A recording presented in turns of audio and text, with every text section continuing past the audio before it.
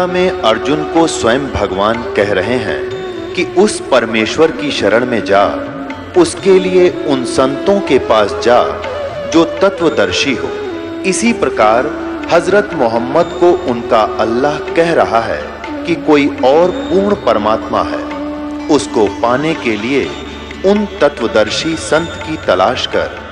वो प्रभु कौन है, ये जानने के लिए कृपया अवश्य सुनिए जगत गुरु तत्वदर्शी संत रामपाल जी महाराज के अमृत वचन। अब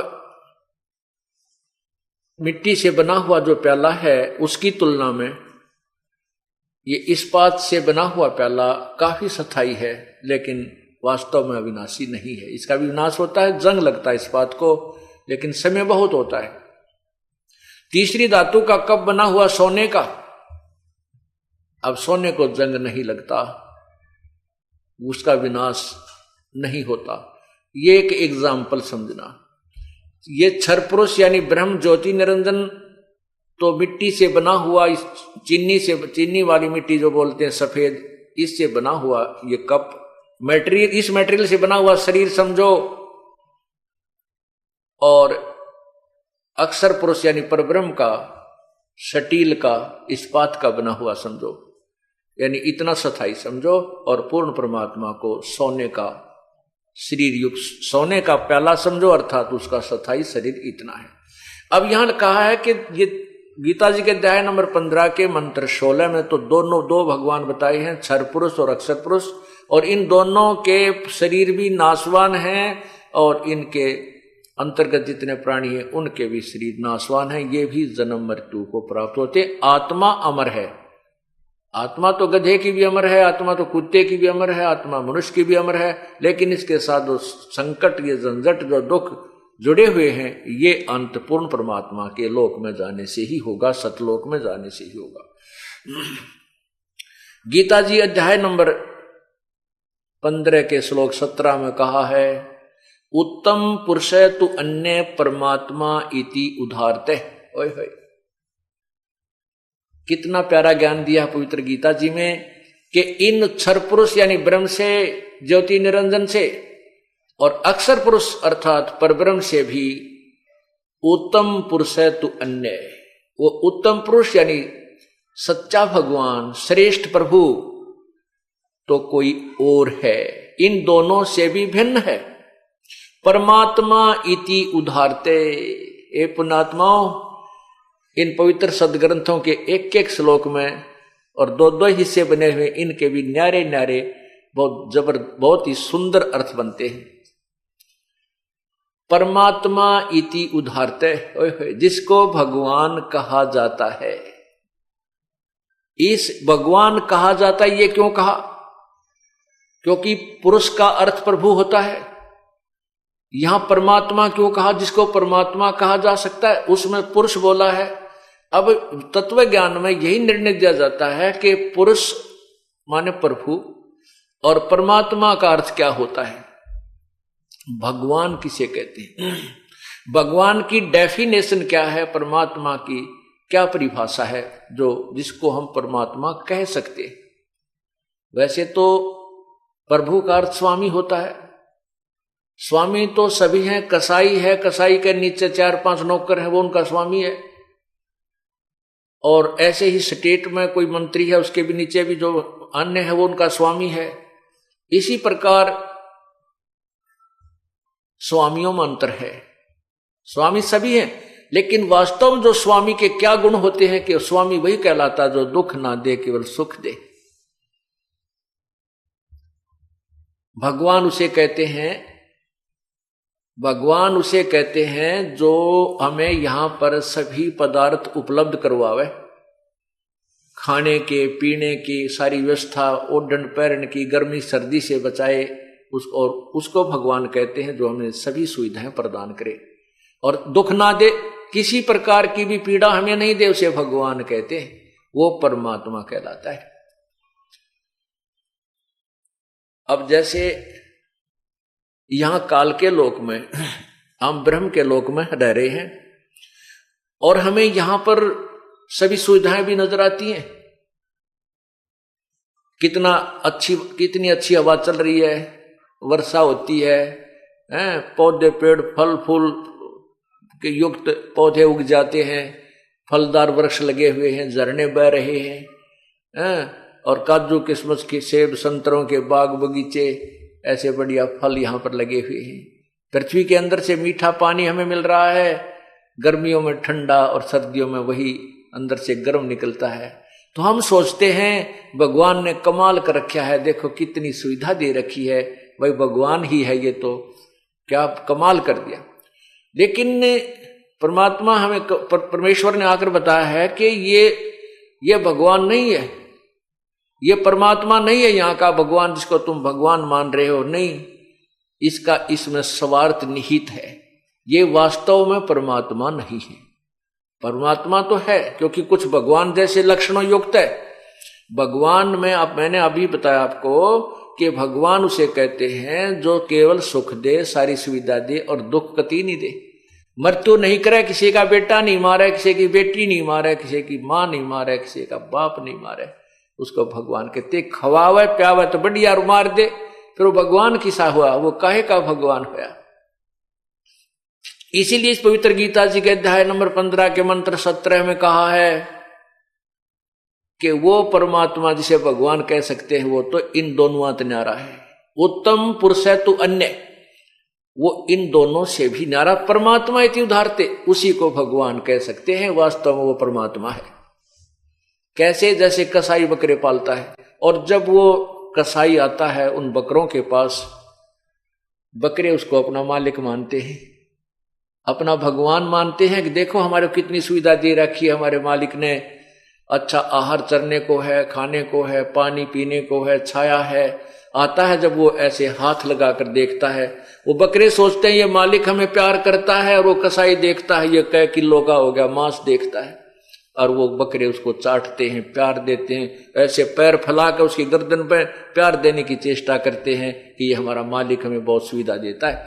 लेकिन उसका स्वार्थ निहित है, वो देखता है कि ये कितना मोटा हो गया, इसमें कितना मांस बन गया, और फिर उसको जब उसको आवश्यकता पड़ती है, जैसे किसी राजा के नवाब की यानी शादी हो जाती है मुसलमान लोगों में, वो बकरे विशेषकर आहार करते हैं, तो उस समय वो कसाई ना देखता ये बेटा है किसी की बेटी आवेगी, वो तो एक लाठी लेकर उन सैकड़ों बकरों में, हजारों बकरों में चला जाता है, ऐसे लाठी लेकर उनमें 20-30 को निकाल लेता। किसी का बेटा आओ चाहे बेटी आओ, चाहे माँ आवे चाहे किसी का बाप आवे, उन्हीं को काट के और वो अपना स्वार्थ पूरा कर लेता है।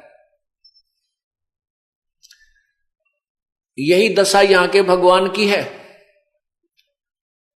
21 ब्रह्मांड एक कसाई का बाड़ा समझो, और इसने ये 3 पाली छोड़ रखे हैं, रजगुण ब्रह्मा, सतगुण विष्णु, तमगुण शिव जी। ये हमें यहां पर रोके रखे हैं। रजगुण ब्रह्मा की रेंज आपको बताई, उनकी शक्ति से हम संतान उत्पत्ति करते हैं, बाई फोर्स करते हैं। हमारे बस की बात नहीं जीव के, ये कितनी बात बनावे कोई। फिर दूसरी हमारा मोह ममता, आपस में प्यार, एक दूसरे बेटा में बेटियां में इतना जबरदस्त है कि जीव के बस का नहीं है। चाहे कितनी बात बना ले कि मैं बैराग ले लिया, जंगल में चला गया, घर त्याग दिया, बालक भी त्याग दिए, नहीं, जीव के बस का नहीं है। कभी ना कभी फेर हुआ समस्या पैदा हो ही जाती है। कितना प्रबल है ये।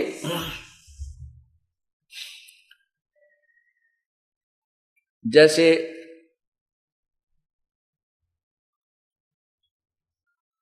एक व्यक्ति घर त्याग कर चला गया,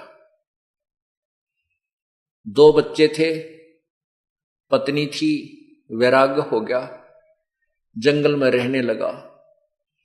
उनके गुरुदेव ने जहां से उसने उपदेश लिया, वो भी से गुरुजी थे, उनको पता था कि कदे ये चेला वापस ना भाग जाए, तेरी सेवा ना करे बुढ़ापे में।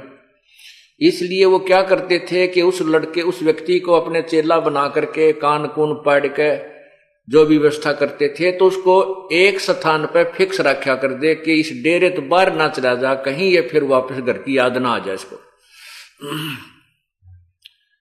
12 वर्ष तक वो व्यक्ति वैराग लेकर जो गया था, गुरुजी के आदेश अनुसार एक आश्रम में एक स्थान पर रहा, उससे बाहर नहीं गया। 12 वर्ष के बाद उसके गुरुदेव ने कहा जा भी भिक्षा मांग लिया। अब वो लेकर थैला आटा मांगने वाला चल पड़ा। एक घर में जाकर उसने कहा माई भिक्षा देना, तो वो बहन भिक्षा लेकर आटा लेकर बाहर आई। एक लड़के को गोदी में ले रखा था, एक लड़का उसका दामन पकड़कर साथ साथ आ रहा था, मां मां कर रहा था। अब वो बाबा जी 12 वर्ष से घर छोड़कर गया हुआ था, तो उसके एकदम वो मन में फिर आ गई बात। उसने सोचा कि तेरे भी छोटे छोटे बालक थे और जिस बच्चों का बाप ना हो वो कैसे पलेंगे। अब ये बहन है, इसके 2 बच्चे हैं, इनका पति ना होता कितने खुआवा प्यावे इनको। तो उसके मन में आ गई बात कि तू तो बड़ा कसाई रहे और तेरे की जुल्म कर दिया तूने, तो छोटे छोटे बच्चा ने छोड़ के आ गया। वह बेचारी दुखी हो रही होगी, क्या हाल होगा तेरे बच्चा का। इस विचार को करके उसने घर चालन की सोची। घर एक बार देख आऊं, घर चालन की सोची कि चल मैं अपने घर जलता हूं। 10-20 कदम गया था, इतने मन में आ गई अरे 12 साल हो लिए पीछा छूट रहा है, तू क्यों बात बिगाड़ा है। लोग तेरी हंसी करेंगे, क्या कहेंगे तेरे को। नो सोच के फिर वापस आश्रम की तरफ चल पड़ा। थोड़ी देर चला था, फिर मन में आ गई कि एक काम कर लेता हूं, दूर से देख आऊंगा, किसी के पहचान में थोड़ा ही आता हूं, यूं देख लूंगा वो किस प्रकार जी रहे हैं या कोई मजदूरी कर रहे हैं किसी की। ये विचार करके वो फिर घर की तरफ चल पड़ा। फिर जाकर के मन में कुछ देर दूर चला था, उस फिर मन में आ गई रे गुरु जी के कहेंगे तन तक काम बिगाड़ दिया, 12 साल की तपस्या तेरी भंग होती है। फिर वापस आश्रम की तरफ चल पड़ा। 10-20 कदम वापस आया था, फिर मन में आ गई अरे एक बार देखने में के बिजली पड़ा है, के तप भंगो है, तो फिर आ जाऊंगा गुरु जी के पास। आखिर में मन ने उसको दबा लिया और ये निर्णय ले लिया कि मैं गुप्त रूप से ये देख कर आऊंगा, खेतों में चला जाऊंगा, गांव में नहीं जाऊंगा। क्योंकि वो किसान थे, उसके किसान था तो उसने अपने खेत का पता था कि खेत में अगर वह जवान हो गए होंगे तो खेत में काम करने आ रहे होंगे। क्यों 12 साल में तो बच्चा 5-4 वर्ष का तो भी 16-17 वर्ष का हो जाता है।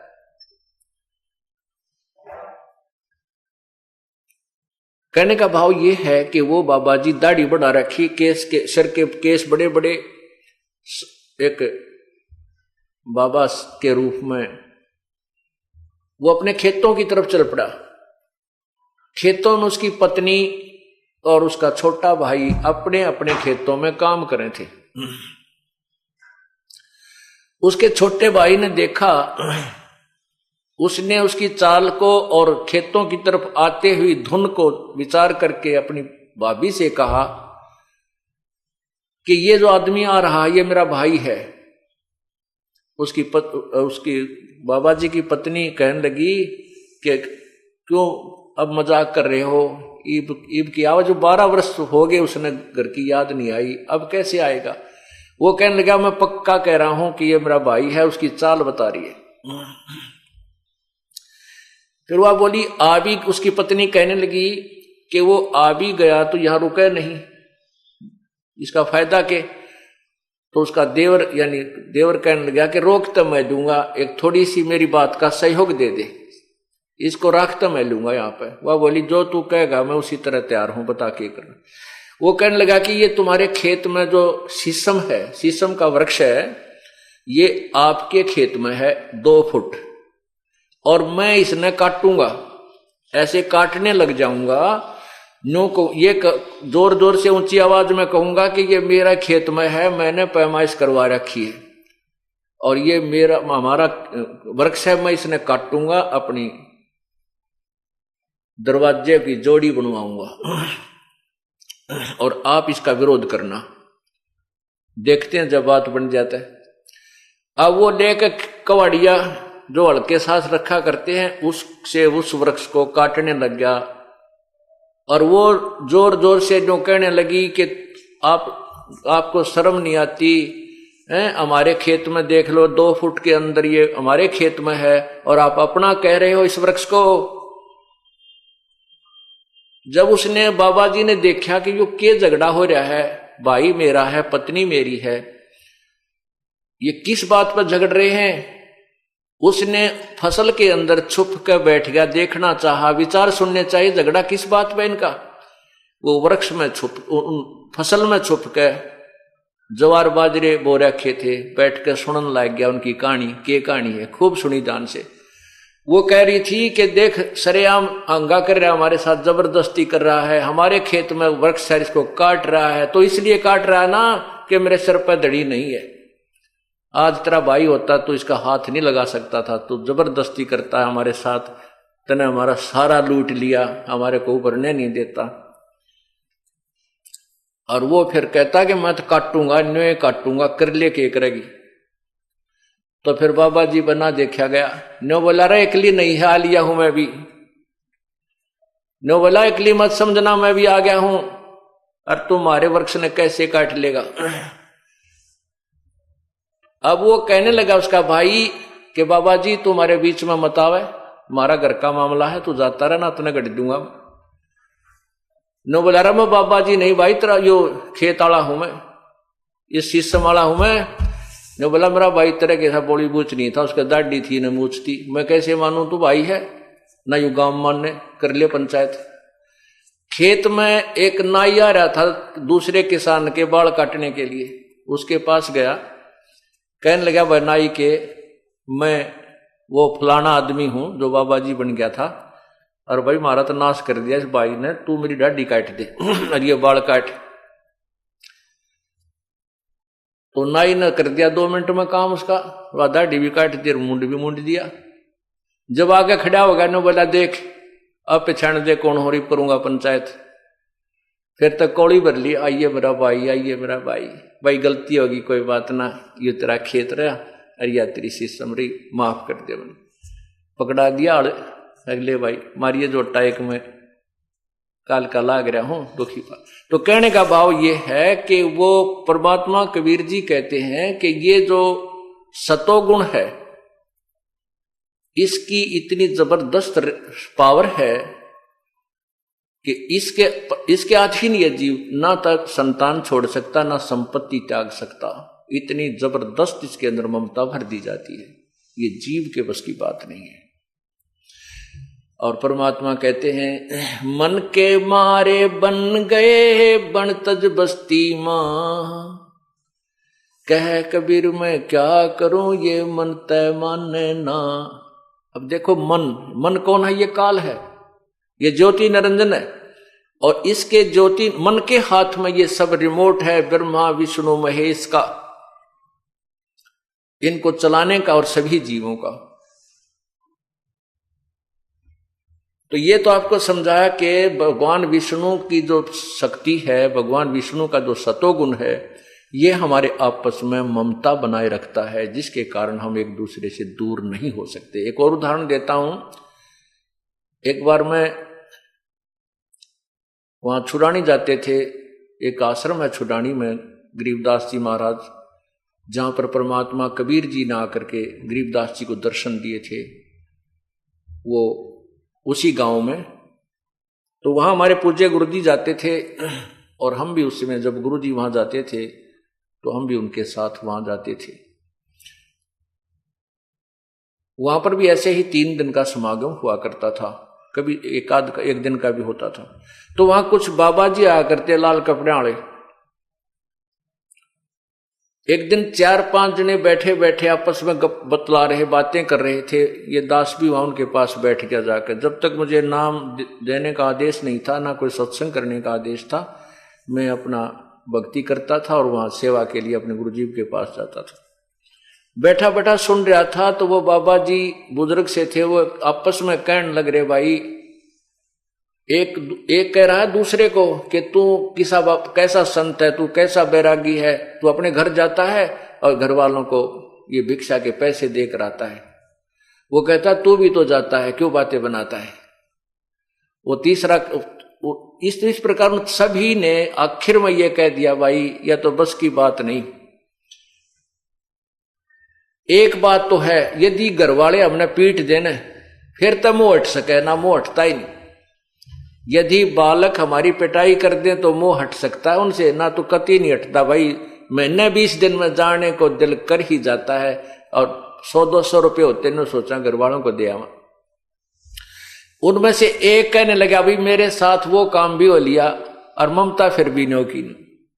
वो काम करता है कि मेरी पिटाई भी कर ली घर बच्चा ने, और फिर भी दिल नहीं हटता उनसे। आखिर में आज भी याद आते हैं, कदे नुकसान कर दें हैं, कहीं और हानि हो जा, 500-400 रुपये इकट्ठे करता हूं, फिर भी उनको देकर ही आता हूं। तो यहां परमात्मा हमें याद दिलाना चाहते हैं कि ये जीव के बस का नहीं है। ये तो उस परम पिता परमात्मा की वो भक्ति, ये तत्व ज्ञान इनके प्रभाव को निष्क्रिय कर सकता है, डाइल्यूट कर सकता है, और अंत में इसका कति समाप्त करके यहां से सतलोक ले जा सकता है। वो उपचार, वो साधना, ये तत्व ज्ञान के माध्यम से ही आपको बताई जाएगी, और परम संत ही वो भक्ति देता है। और तीसरा जो तमोगुण है, इसके तो आपको पता ही है।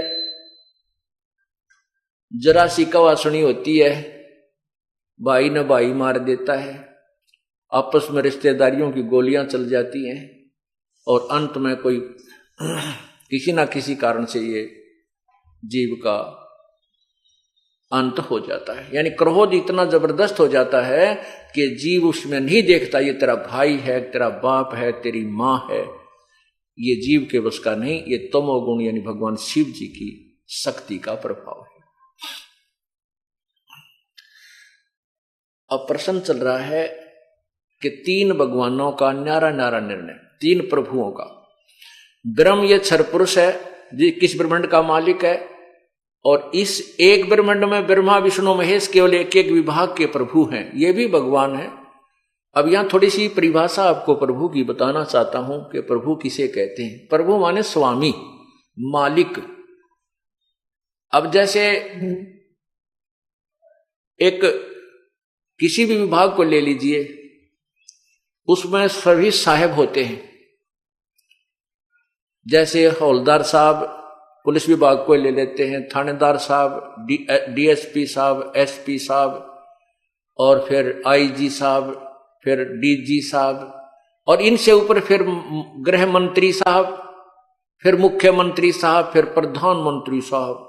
यानी हैं तो सारे साहब, यानी स्वामी हैं, मालिक हैं, प्रभु हैं। लेकिन प्रत्येक साहब की, प्रत्येक भगवान की अपनी अपनी न्यारी न्यारी शक्तियां हैं, उनमें शक्ति में अंतर होता चला जाता है। प्रभु यानी साहब सारे हैं, लेकिन साहबों की शक्ति में बहुत अंतर है। इसी प्रकार 3 लोक के साहब यानी 3 लोक के भगवान, एक एक विभागीय मंत्री, ये मंत्री साहब, रजगुण ब्रह्मा भी भगवान, सतगुण विष्णु भी राम, और तमगुण शिव जी भी राम कहो, इसको अल्लाह कहो, खुदा कहो, गॉड कहो, रब कहो, ये भी स्वामी हैं। लेकिन ये इतनी ही पावर के, इतने क्षेत्र के स्वामी हैं। और इनके पिताजी 21 ब्रह्मांड के राम यानी स्वामी, प्रभु, मालिक, परब्रह्म, 7 संख ब्रह्मांड का स्वामी प्रभु राम साहब है। और पूर्ण परमात्मा, पूर्ण ब्रह्म, परम अक्षर ब्रह्म, ये असंख्य ब्रह्मांडों का यानी कुल का मालिक है, सब का मालिक है। ये भी साहब है। यानी राम तो सारे हैं, राम तो ब्रह्मा जी भी है, राम विष्णु जी भी है, राम शिव जी भी है, और राम ज्योति निरंजन भी है, यानी ब्रह्म भी है, और राम परब्रह्म भी है, और राम पूर्ण ब्रह्म भी है। राम की परिभाषा, प्रभु की परिभाषा ये है। राम सभी कहलाते हैं, प्रभु सभी कहलाते हैं, लेकिन प्रभुओं की शक्ति में दिन रात का अंतर है। इसलिए हम इस स्टेटमेंट से, इस व्याख्या से आपको पता चल गया होगा कि ये दास ना ब्रह्मा को बुरा बताता है, ना विष्णु को बुरा बताता है, ना शिव को बुरा बताता है।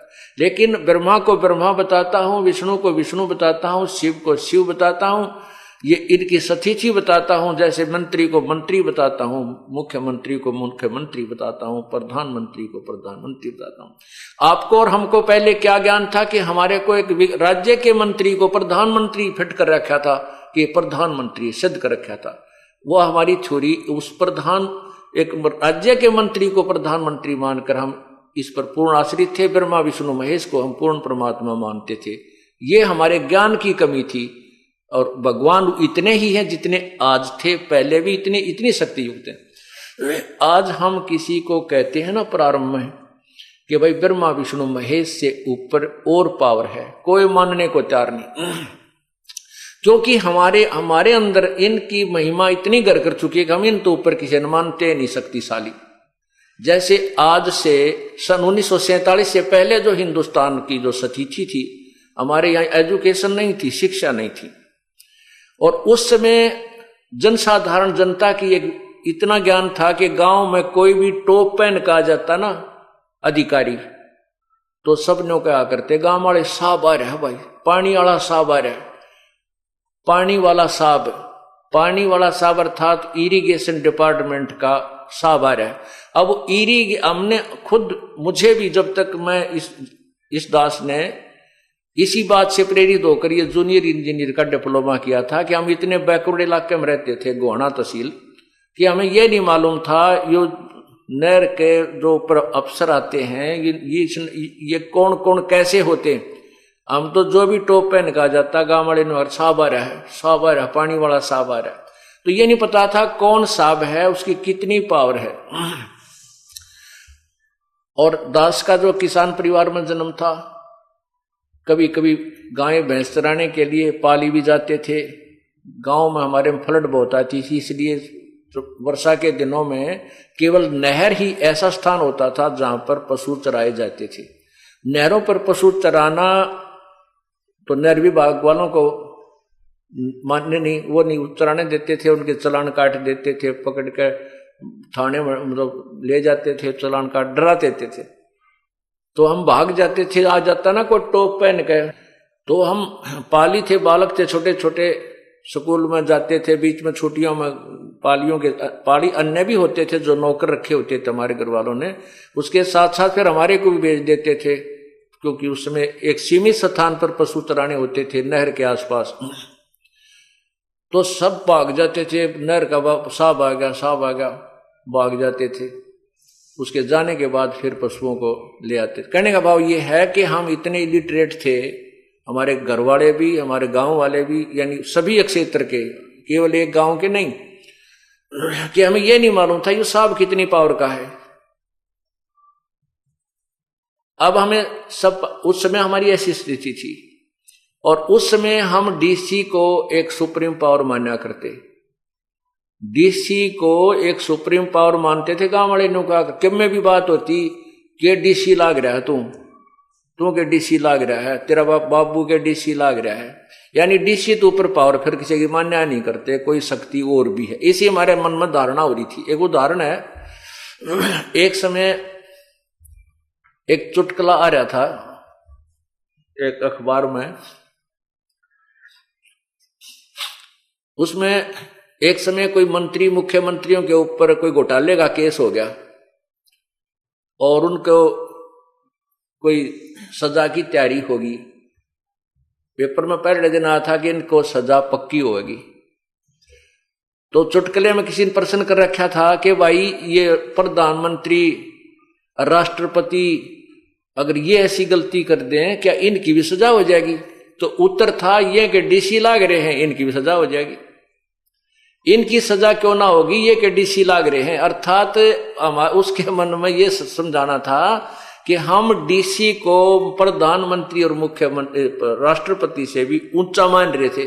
अगर ये कि डीसी लाग रहे, अगर डीसी तो के ऊपर तो कोई पावर है को नहीं, इसके ऊपर कोई कानून ही नहीं काम करता।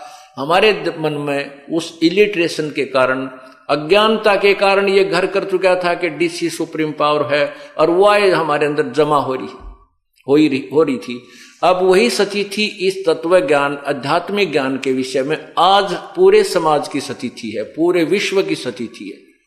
हम आध्यात्मिक ज्ञान में इतने इलिटरेट हैं, हमने न्योय ना बेरा भगवान किसे कहते हैं, राम राम, अल्लाह अल्लाह, खुदा खुदा, गॉड गॉड हम कह रहे हैं, हमें ये नहीं मालूम कौन गॉड है, कौन किस गॉड की कितनी पावर है, जबकि हमारे सदग्रंथ सभी गवाही दे रहे हैं। अब इस तत्व ज्ञान से हम शिक्षित हो जाएंगे, आध्यात्मिक ज्ञान से हम परिचित हो जाएंगे। फिर आज हमारे को एसपी की पावर का पता है, आज हमारे को जेई की पावर का पता है, एसडीओ की पावर का पता है, एक्सिन की पावर का पता है, ये कितना साब है, और एससी की पावर का पता है, चीफ इंजीनियर की पावर का पता है, मंत्री की पावर का पता है, प्रधान मुख्यमंत्री की पावर का पता है, और प्रधानमंत्री राष्ट्रपति की पावर का हम पता है, क्योंकि हम शिक्षित हो गए, हमें ज्ञान हो गया। लेकिन ये नहीं है कि ये जेई रिजेक्टेड है या एसडीओ कुछ भी कोई ना, नहीं, अपने अपने स्थान पर सबकी पावर है, और सबसे हमें कार्य जब लेना होगा, हम प्रजा हैं, तो विनम्र भाव से, अधीन्य से और शिष्टाचार से हमने इनसे अपना सारा काम लेना होता है। इसी प्रकार ब्रह्मा विष्णु महेश एक अंग हैं, अधिकारी हैं, हम इनसे बाहर नहीं हो सकते, लेकिन हम इनको सुप्रीम पावर मानकर स्थित थे, ये हमारे ज्ञान की कमी थी। हम उस ज्ञान को उठा रहे हैं, आपको निर्णायक ज्ञान दे रहे हैं, ये भगवान इतने हैं, इतना लाभ ये जरूर देंगे, और वो लाभ इन्हीं से मिलेगा और दे भी नहीं सकते। इस प्रकार हमने पूर्ण परमात्मा की शरण में जाने का क्यों संकेत दिया जाता है कि पूर्ण परमात्मा और इन भगवानों में ब्रह्मा विष्णु महेश ब्रह्म पर ब्रह्म इतना अंतर है कि ये केवल किए कर्म का फल दे सकते हैं। ब्रह्मा विष्णु महेश आपको वही देंगे जो आपके प्रारब्ध में निर्धारित है, और इसमें कोई बाधा करता है, आपको प्रारब्ध देने में कोई बाधा करता है, कोई प्रेत पितर छोटा मोटा, तो उसको उससे ये आपको उस कर्म को जो आपका संस्कार वश है वो देंगे, दिला देंगे। जैसे कंस, केसी, चाणूर आदि जो प्रारब्ध में बाधा कर रहे थे, भगवान कृष्ण को तंग करना चाहते थे, तो उनको उन्होंने समाप्त कर दिया। लेकिन समय आने पर भगवान श्री कृष्ण भी स्वयं अपनी जान नहीं बचा सके, एक शिकारी ने उनके पैर में तीर मार दिया और वो भी मृत्यु को प्राप्त हुई। वो प्रारब्ध में जो किए कर्म के अनुसार उन्हें भोगना पड़ा। तो ये भगवान अपने किए हुए प्रारब्ध जो कर्म है उसको घटा बढ़ा नहीं सकते, उतना ही दे सकते जितना आपके भाग्य में है। जैसे फॉर एग्जाम्पल एक, क्योंकि प्रारंभ में जब ये ज्ञान कोई सुनता है तो एकदम स्ट्राइक करता है उसका दिमाग, तो वो कहता है कि क्या ब्रह्मा विष्णु महेश में शक्ति को ना, ये भी तो भगवान विष्णु भी तो पावरफुल हैं, शक्तिशाली हैं, उन्होंने मोरध्वज के बेटे ताम्रध्वज को आरे से चिरवा कर जीवित कर दिया, उन्होंने उसका जीवन दान दे दिया। आप कैसे कहते हो कि भगवान श्री कृष्ण यानी विष्णु हमारे संस्कार को टाल नहीं सकते, मुर्दे को जीवित कर दिया। देखो जितनी जिसमें पावर है उतनी है, ये कभी आपने नकारा नहीं किया। जैसे भगवान श्री कृष्ण अर्थात विष्णु जी ने राजा मोरध्वज के पुत्र ताम्रध्वज को आरे से चिरवा कर जीवित कर दिया, लेकिन अपने सगे भांजे सुभद्रा पुत्र अभिमन्यु को भगवान श्री कृष्ण जीवित नहीं कर सके, जबकि पांडवों का कुल नाश हो रहा था और कोई संतान भी नहीं थी। ऐसा क्यों? क्योंकि ताम्रध्वज जो मोरध्वज का पुत्र था उसका जीवन शेष था, उसके श्वास शेष थे। इस शरीर को काट के दोबारा जोड़ देना इन भगवानों के बाएं हाथ का खेल है, लेकिन ये आयु नहीं बढ़ा सकते, ये प्रारब्ध में परिवर्तन नहीं कर सकते। अभिमन्यु का श्वास नहीं थे, अभिमन्यु का जीवन उतना ही था, उसके प्रारब्ध में उस चक्र व्यूह में मरना ही था, इसलिए श्री कृष्ण जी उसको जीवित नहीं कर सके। अब आपको पूर्ण परमात्मा के विषय में बताऊंगा। इस 5 दिन के सत्संग में यही निर्णय दिया जाएगा कि ये भगवान कितनी राहत दे सकते हैं और पूर्ण परमात्मा कितनी राहत दे सकता है। पूर्ण परमात्मा यानी परम अक्षर ब्रह्म, वो हमारे संस्कार में भी यदि हमारा जीवन शेष नहीं है तो भी वो हमारी आयु को बढ़ा सकते हैं। एक नहीं कई दर्जनों प्रमाण आपके समक्ष रखे जाएंगे। जो पहले परमात्मा स्वयं आए थे उस समय जो उन्होंने किया था, और अब वर्तमान में वही शक्ति, वही पावर आज काम कर रही है इस दास के माध्यम से। वर्तमान के कितने भक्तों को जीवन दान दिया, एक्सटेंशन ऑफ लाइफ की उस पूर्ण परमात्मा परम अक्षर ब्रह्म ने, वो भी आपको ज्ञान बताया जाएगा, आपके समक्ष उदाहरण रखे जाएंगे।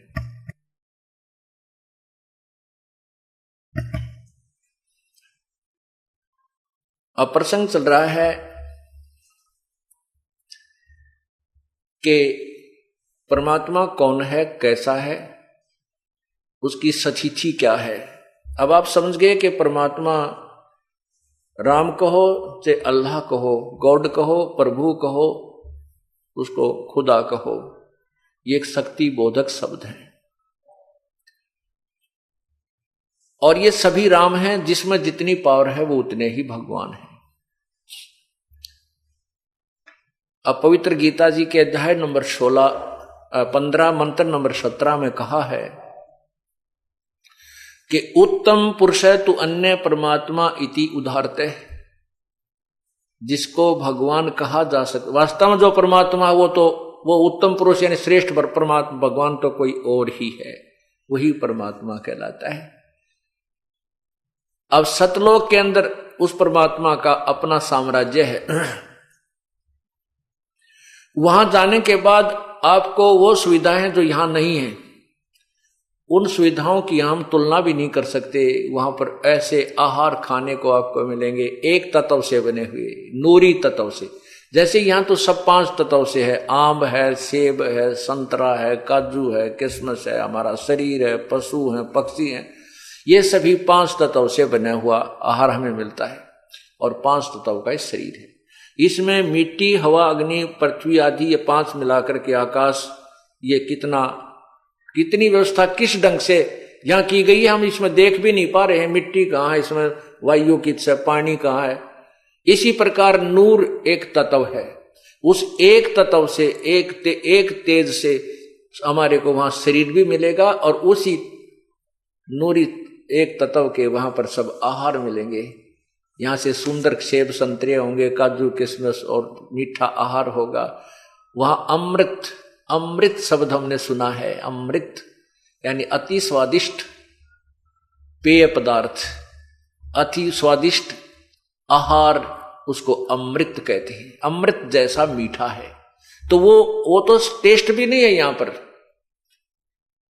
देखो मीठा तो आम तकरीबन सारे होते हैं, लेकिन उनमें भी छांटा जाता है कि लंगड़ा घना मीठा है, कि देसौरी घना मीठा है, यानी उनमें स्वादिष्ट तामा अंतर आता है। इसी प्रकार पूर्ण परमात्मा के लोक में वो यथार्थ आहार हमें प्राप्त होंगे। वहां वो परमात्मा है, वो हमें सुख ही सुख देता है, हमें भोग्य पदार्थ देता है, भगवान कहलाता है। जो हमें खाने के पदार्थ यानी भोग पदार्थ प्रदान करवा, उसको भगवान कहते हैं। तो वो परमात्मा सतलोक में हमें केवल सुख ही सुख देता है, हमें सारी सुविधा देता है। ना बेटा मारे, ना बेटी मारे, ना किसी का कोई घर छुटे, ना फ्लड आवे, वो पूर्ण सुख ही सुख देता है, सभी सुविधाएं देता है। भगवान वास्तव में उसे कहते हैं जो मारे नहीं, जिसको किसी को दुख नहीं दे, किसी प्रकार की पीड़ा ना करे दे, उसको परमात्मा कहते हैं। अब परमात्मा ये भी है, जैसे आपको उदाहरण दिया, कसाई भी मालिक होता है कुछ नौकरों के ऊपर और बकरे भी पालता है, वो भी उन बकरों का मालिक है, लेकिन वो मालिक वास्तव मालिक नहीं है। मालिक वाले गुण नहीं है उसमें, प्रभु वाले गुण, परमात्मा वाले गुण नहीं हो, तो स्वार्थ फिर नहीं देखता, उसमें रहम नहीं है। और सतलोक में सतपुरुष जो है वो वास्तव में परमात्मा है, उसमें दया ही दया है, वो दुख नहीं देता। इसलिए कहा कि वो उसको परमात्मा इति उदाहरते, उसको बस एक वो है भगवान परमात्मा कहा जाता है। यह त्रिलोक में जो तीनों लोकों में अविश्य प्रवेश करके विभर्ती सबका पालन पोषण करता है। यह लोक त्र में तीनों लोकों में विभर्ती प्रवेश करके और सबका पालन पोषण करता है। अविश्य सब में प्रवेश करके सबका पालन पोषण करता है। अविनाशी ईश्वर है, वो अविनाशी ईश्वर है, वास्तव में वो अविनाशी परमात्मा है। तो इस प्रकार हमने इस तत्व ज्ञान को समझना है। इसलिए गीता जी के ज्ञान को हमें समझना होगा। सदग्रंथ वही है, गीता जी वही है, चारों वेद वही है, परमेश्वर का सब संवेद यानी कबीर वाणी ये भी वही है। आज तक न तो इन वेदों को कोई समझ सका, न ही गीता जी को कोई समझ सका। 5500 वर्ष हो गए हैं इस पवित्र गीता जी के रिटर्न कार्य होने को हुआ है, और आज तक इसके अनुवादकर्ताओं ने गुड़ गोबर कर रखा है। किसी ने भी पवित्र गीता जी के ज्ञान को नहीं समझा और न ही इसका यथार्थ अनुवाद वो कर सके। आज इस दास ने उसका यथार्थ अनुवाद आपके समक्ष पेश किया है, और जिसको एक गहरी नजर गीता नामक पुस्तक में अनुवादित करके, ज्यों क्या तो ट्रांसलेशन, गीता वही है, मूल ज्ञान वही है, उसका ट्रांसलेशन दास ने किया है। उस गहरी नजर गीता में ये एक पुस्तक है, यानी गीता जी को गहनता से अध्ययन करके तत्व ज्ञान की दृष्टि से उसका दृष्टिकोण से अनुवाद किया गया है। उसको पढ़कर आप फिर अन्य संतों, अन्य अनुवादकर्ताओं के अनुवाद को आप देखिएगा, आप माथे माथ मारोगे, अगर तेरा गजब होइयो। ऐसा अनर्थ कर रखा उन लोगों ने। गीता जी के अध्याय नंबर 18 के मंत्र 16 में 66 में, गीता अध्याय नंबर 18 श्लोक 16 में लिखा है, गीता ज्ञान दाता भगवान कहता है कि मेरे लेवल की जो साधना तूने की है, जो मेरे लेवल की साधना होती है, मेरे सत्तर की साधना को मुझ में त्याग कर उस परम अक्षर ब्रह्म परमात्मा की शरण में जा, और फिर मैं तुझे सर्व पापों से मोक्ष कर दूंगा, तू चिंता मत कर। पुण्यात्माओं, हम सतलोक जाएंगे। सतलोक जाने के लिए हमने कौन सा फार्मूला अपनाना है, कौन सी विधि अपनानी है, कौन सी भक्ति अपनानी है, उसको भी गीता जी में बता रखा है। अब इसमें 18वें अध्याय के 66वें श्लोक में गीता जी में कहा है कि सर्वधर्मान परित्यज्य माम एकम शरणम व्रज अहम तवा सर्व पापेभ्यो मोक्षामि मा शुच।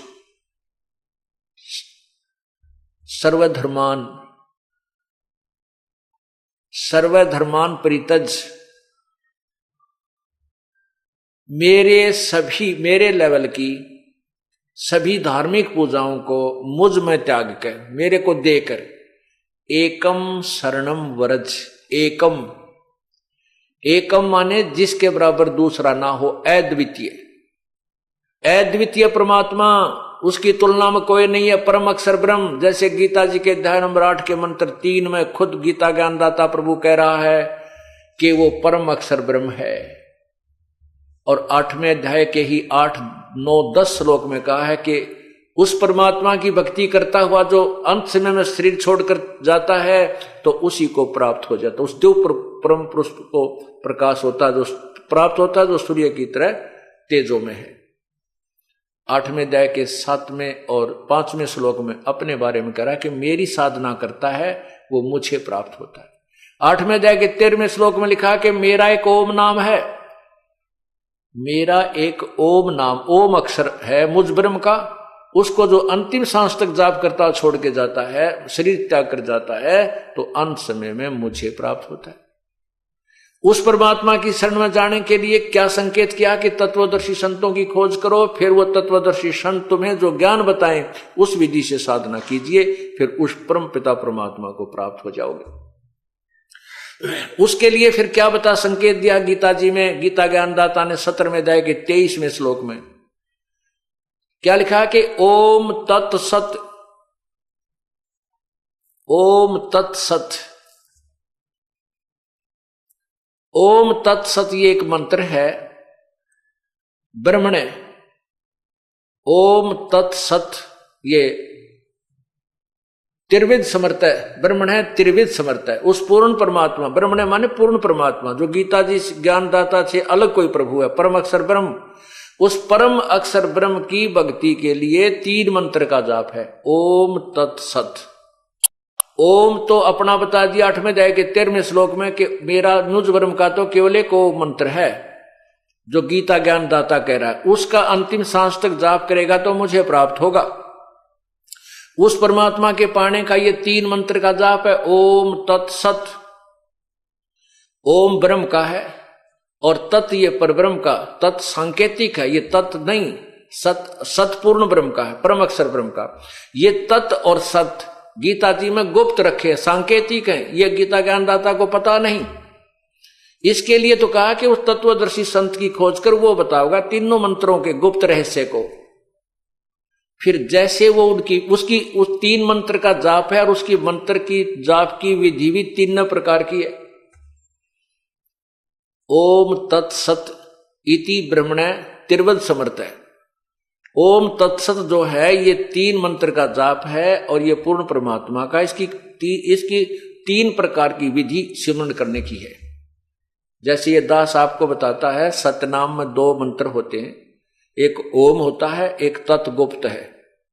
उस 2 अक्षर के मंत्र से एक सतनाम बनता है। ये कई पंथ हमने देखे हैं, वो कहते हैं सतनाम सतनाम ऐसे जाप कर लो, 5 नाम देते हैं, उन 5 नामों में एक सतनाम भी दे रखा है, सतनाम सतनाम करने का। ये सतनाम जाप नहीं है, वो सतनाम 2 अक्षर का मंत्र है, ओम और तत्। तत् एक सांकेतिक शब्द अक्षर है, वो दास बताएगा केवल उपदेशी को।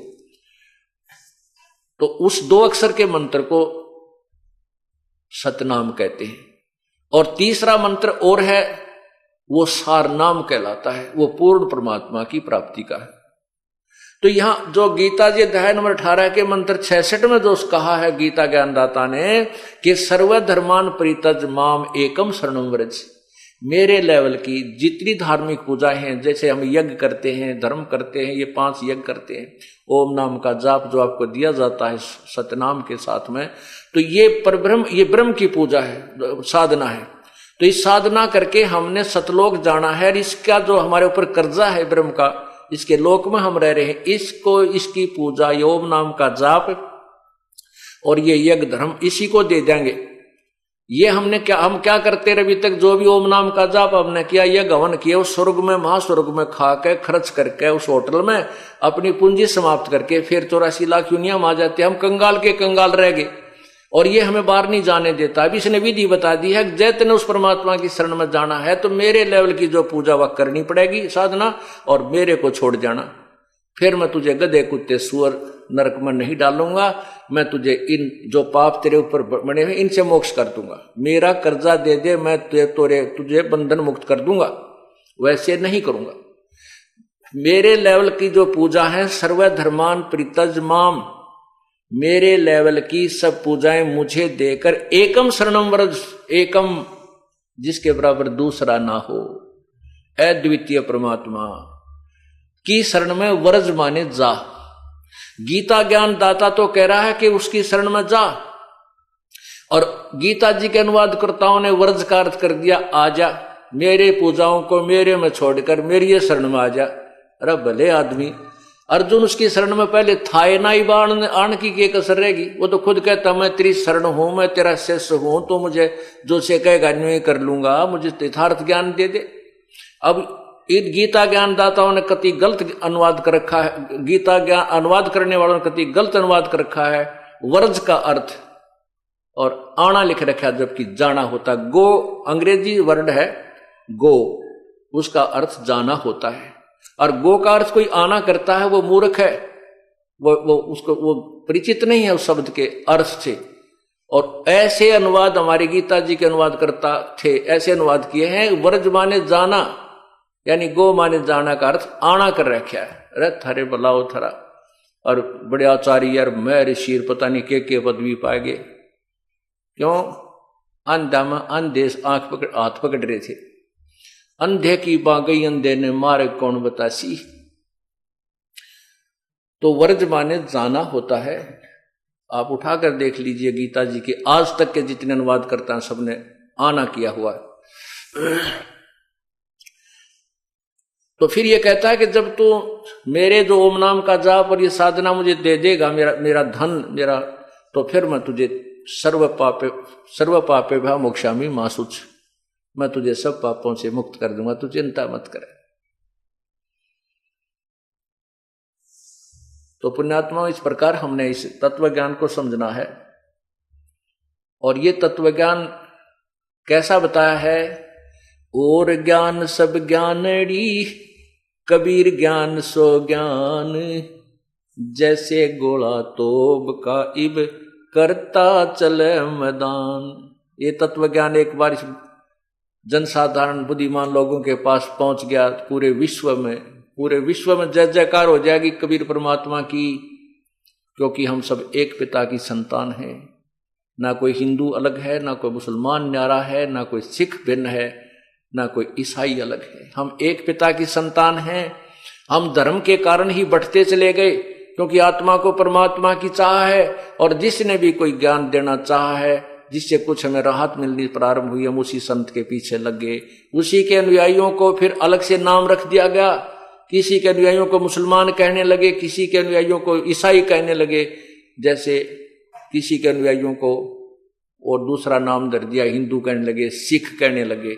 हम एक ही वर्ग के व्यक्ति थे, और हम ही में से उस संत के साथ लग गए, उनको अलग कहने लगे। जैसे अब कुछ एक को कहते हैं ये राधा स्वामी वाले हैं, ये धन धन सतगुरु वाले हैं। वो हैं कौन? वो अपने भाई बहन हैं, अपने रिश्तेदार हैं, अपने हिंदू समाज या सिख समाज से उसमें गए हुए हैं। कुछ दिनों में ये धन धन सतगुरु न्यारा मजहब बन जाएगा, राधा स्वामी न्यारा धर्म बन जाएगा। वो आदमी एक हैं, आत्मा वही है, एक ही पिता की है। इसी प्रकार मुसलमान भी वही बने जो हमारी एक ही जनता थी, उसमें से हिंदुओं से ईसाई बन गए, ईसाइयों से फिर मुसलमान अलग और धर्म बन गया। इस प्रकार हिंदुओं से ही फिर आगे सिख बन गए। आप पूर्ण इतिहास उठाकर देखो पुराने अपना, ये सभी हम एक हिंदू थे।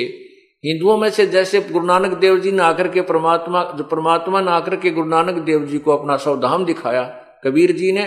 उसके बाद नानक जी हिंदू साधना करते थे, हिंदू थे, गीता जी का पाठ करते थे, ब्रजलाल पांडे से गीता पढ़ा करते थे। लेकिन वो ब्रजलाल पांडे ने गीता उल्टी पढ़ा रखी थी। तब परमात्मा ने आकर कबीर जी ने श्री नानक जी को यही सीधा ज्ञान पढ़ा, गीता जी का जो दास पढ़ा रहा है, तो उस पुण्यात्मा की बात समझ में आ गई। तो उन्होंने फिर उस गीता जी में 5 श्लोक सेलेक्ट कर लिए। गुरु नानक देव जी ने गीता जी के 5 श्लोक सिलेक्ट कर लिए, चुन लिए। उसको 7 श्लोक, उसको शपथ श्लोक की गीता कहने लगे। और इन 7 श्लोकों का उत्तर प्रश्न, 7 श्लोकों का उत्तर वो उन पांडवों से पूछने लगे जो विद्वान कहलाते थे, मंडलेश्वर, महामंडलेश्वर।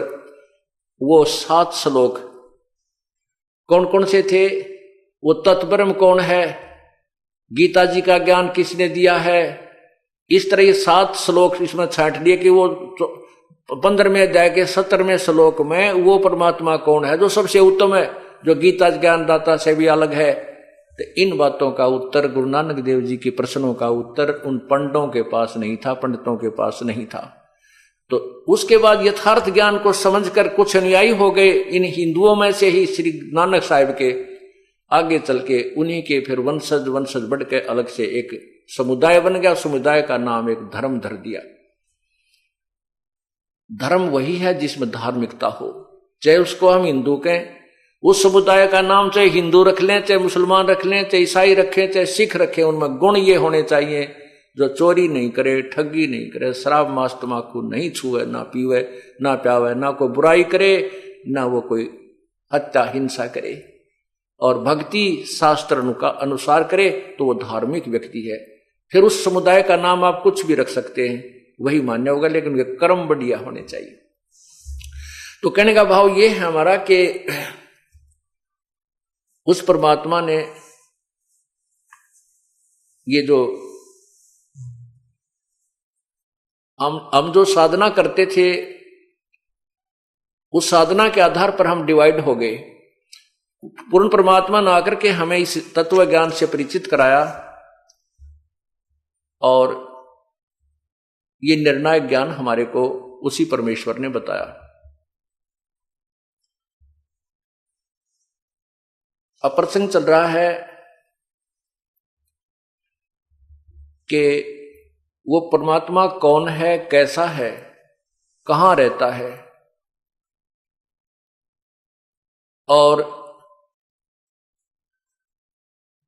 उसकी पाने की विधि कैसी है? जैसे आपने सुना है कि ओम तत्सत, इस 3 मंत्र के जाप से परमात्मा पूर्ण ब्रह्म के पास जाएंगे। गीता जी में संकेत किया है। और तत्व जो सत जो मंत्र है वो पूर्ण परमात्मा का है। ये सत नहीं, वो सत और मंत्र है जिसको ये दास बताएगा, जिसको सारनाम भी कहते हैं। इन तीनों मंत्रों का जाप करके उस परमात्मा के पास जाना है। अब जैसे कई भक्तजन कहते हैं कि हमारे गुरुदेव तो सीधे त्रिकुटी से ऊपर ले जाते हैं, हमने यहां से नीचे कुछ क्रिया नहीं करनी है। हमारे शरीर में कमल बने हुए हैं, रीढ़ की हड्डी के अंदर की तरफ, बैकबोन के अंदर की साइड में हमारे कमल बने हैं, मूल कमल, जो गुदा से रीढ़ की हड्डी गुदा के पास जाके समाप्त हो जाती है। इस अंदर की तरफ रीढ़ की हड्डी के 2 उंगल अंदर ऊपर एक मूल कमल है जिसमें गणेश जी का वास है। उससे 2 उंगल ऊपर, थोड़ा सा ऊपर जो है स्वाद चक्र है जिसमें सावित्री और ब्रह्मा जी का वास है। जो रजोगुण प्रधान देवता हैं ब्रह्मा जी, वो स्वाद चक्र में है, जो जिससे प्रजनन क्रिया होती है, जिससे उत्पत्ति होती है, सेक्सुअल सिस्टम जिससे कंट्रोल्ड होता है। उसके बाद नाभि कमल है, इसमें विष्णु भगवान और लक्ष्मी जी का वास है। उसके ऊपर फिर हृदय कमल है, हृदय कमल में भगवान शिव और पार्वती का वास है जो तमोगुण युक्त हैं, और कंठ कमल में दुर्गा का वास है। अब हमने उसके बाद त्रिकुटी स्थान मिलेगा। त्रिकुटी क्या है? एक इंटरनेशनल एयरपोर्ट समझो, इंटरनेशनल एयरपोर्ट, अंतरराष्ट्रीय हवाई अड्डा। अब हमने स्वदेश जाना है, हम दूसरे देश में गए हों और अपने देश में लौटना है, और वहां हमने फैक्ट्री ला रखी है या कोई कारोबार शुरू कर रखा था, और वहां पर हमारे ऊपर कर्जा बन गया, जिसके कारण हमारी सब सुविधाएं छीन ली गई। बिजली का बिल नहीं भरा तो बिजली का कनेक्शन कट गया, टेलीफोन का बिल नहीं भरा तो टेलीफोन का कनेक्शन कट गया, और भी कोई सुविधा में प्राप्ति, पानी का बिल नहीं भरा तो पानी का कनेक्शन कट गया। इस प्रकार हम वहां कति हताश होकर, दुखी होकर मजदूर लगे, और वहां पर कोई अपना देसी भाई मिल जा, अपने देश का कोई व्यक्ति मिल जाता है, और वो साहूकार है, सेठ है, या यहाँ का राजा है, और वो जाकर के कहता है कि भाई वहां के राजा को, उनके अधिकारियों को कि भी मैं इनका गारंटर बनता हूं, ये हमारे देशी हैं, और इसके तू ये सब कनेक्शन चालू कर दे, ये फैक्ट्री चलाएगा तो तेरा भी कर्जा तारेगा और बिल भी भर देगा, अपनी रोजी रोटी भी करेगा। इस प्रकार उनको जब कोई सेठ, कोई साहूकार यानी कोई बड़ा अधिकारी मिल जाता है, वो कनेक्शन दोबारा करवा देता है गारंटर बीच में बनकर, तो उसका काम शुरू हो गया। फिर उसने अपनी मजदूरी, अपनी भी रोजी रोटी उसी में से चलानी है, और उस कर्जा भी उतारना है। तो हम असंख्य युगों से ब्रह्मा विष्णु महेश के कर्जवान हो गए, हम इनके लोक में रह रहे हैं, हमारे सब कनेक्शन कट गए हैं, इसलिए हमें कोई सुविधा नहीं मिल रही। हमें केवल उतना ही मिल रहा है जितना हमारे प्रारब्ध में है। अब जो हम ये दास आपका गारंटर बनेगा, और ब्रह्मा विष्णु महेश के जो इन कमलों में ये विराजमान हैं, इनके कमलों से पार होने के लिए, ऊपर चलने के लिए, इनसे नो ड्यू सर्टिफिकेट लेने के लिए जब स्वदेश आएंगे, इनका ऋण उतारना होगा। इनका कर्जा, जब इनका लोन हम उतारेंगे, वो विधि बताई जाती है, तो ये कनेक्शन आपके दोबारा जुड़वा दिए जाएंगे। आपने मेहनत करनी है, इन मंत्रों का जाप करना, जो प्रथम मंत्र आपको दिया जाता है, जिसमें 7 मंत्र होते हैं। 7 मंत्रों में से ये 5 मंत्र सिलेक्टेड हैं जो इन भगवानों के हैं, ब्रह्मा विष्णु महेश, दुर्गा और गणेश, और 2 मंत्र इसमें आपकी आगे की कमाई साथ चलती है। सतलोक जाने के ये 2 मंत्र भी, इनका अलग से धन एकत्रित होता है। उसके बाद फिर आपको सतनाम दिया जाता है। जब आप त्रिकुटी में पहुंचोगे, इंटरनेशनल एयरपोर्ट पर पहुंचोगे, उससे पहले तो बहुत प्रोसीजर है, तब वहां जा चुकोगे। वैसे कोई हवाई अड्डा न्यू ना है बरवाड़े के अड्डे में घूमे आए, वहां जाने के लिए तो बहुत कुछ पैसा चाहिएगा, स्वदेश आने के लिए बहुत पैसा चाहिएगा। तो वो आपके पास पहले तो वहां की सरकार के, वहां के अधिकारियों से नो ड्यू सर्टिफिकेट होंगे कि ये कर्ज मुक्त है, हमने इसका कुछ लेना देना नहीं है इसे, और ये आपका फिर वापसी आने का वीजा बन जाता, वो पासपोर्ट बन जाता है। तो पासपोर्ट वापस बनने के बाद फिर हमें किराया चाहिए वापस आने के लिए, टिकट जहाज का। तब हम एयरपोर्ट पर आएंगे, एयरपोर्ट का जो टिकट लेकर के फिर जहाज में बैठकर स्वदेश आएंगे। ये तरीका है। ये कहते हैं जो हमें उल्लू बनाते हैं, मूर्ख बनाते हैं संत, कहते हैं नहीं हमारे गुरु तो सीधे त्रिकुटी से ही चलते हैं, यानी और कुछ प्रोसीजर नहीं। इससे सिद्ध है कि उन्हें त्रिकुटी देखी भी कोई ना है।